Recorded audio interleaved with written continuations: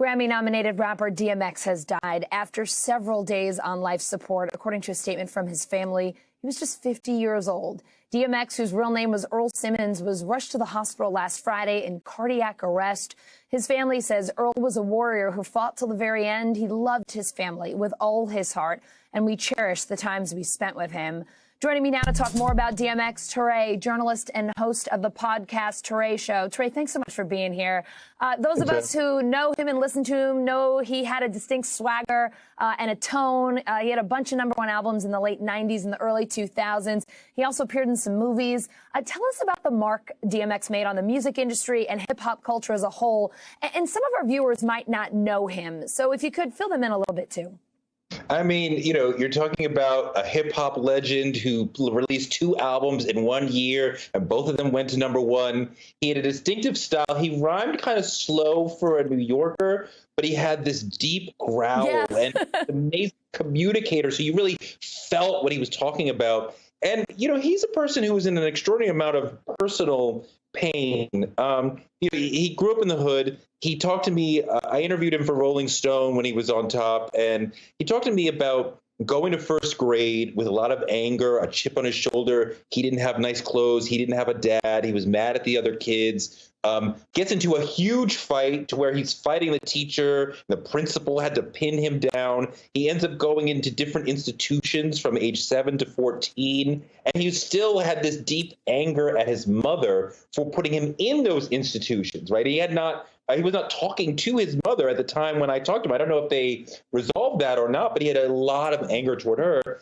So then when he comes out of there, he's on the street. He had a reputation for strong arm robbery, we would call it, right? He didn't rob people with a gun. He said, I'm going to knock you out with my fists. And people in the area knew, like, he could really do it. So it got to a point where people would just give him their money because he's like, you know, Earl DMX is really going to knock you out. When he finally got his chance to rhyme for Leor Cohen at Def Jam, he got beat up the day before, jaw broken.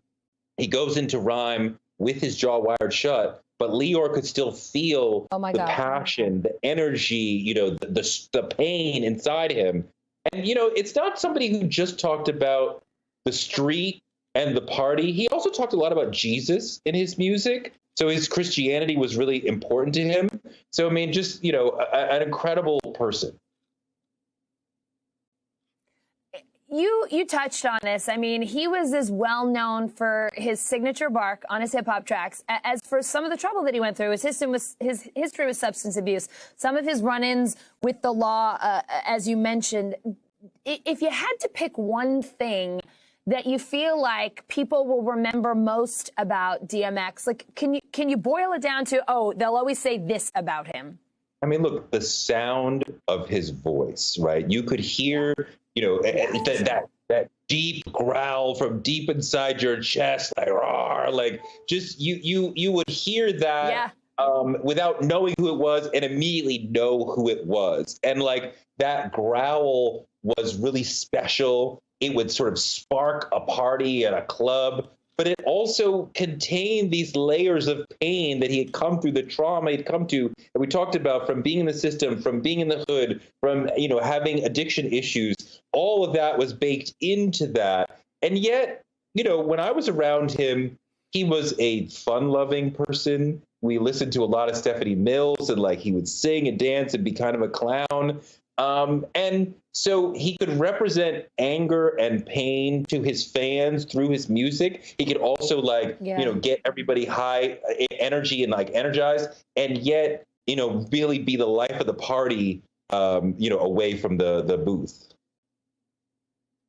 You say life of the party. Every time we say like signature growl or his sound, I just keep thinking of Party Up. Like, that's a sound that you just immediately know. Like, I feel like my mother doesn't know that song, but if she played it, I played it, she'd be like, oh yeah, I know that guy's voice. Like, I've heard that voice. You know what I mean? It's just everybody identifies it. Touré, thanks so much for coming on with us today. Our team, when we heard the news, really wanted to make sure that we did something on DMX today, and we're so thrilled you were here with us. Thank you. Hey, NBC News viewers, thanks for checking out our YouTube channel. Subscribe by clicking on that button down here. And click on any of the videos over here to watch the latest interviews, show highlights, and digital exclusives. Thanks for watching.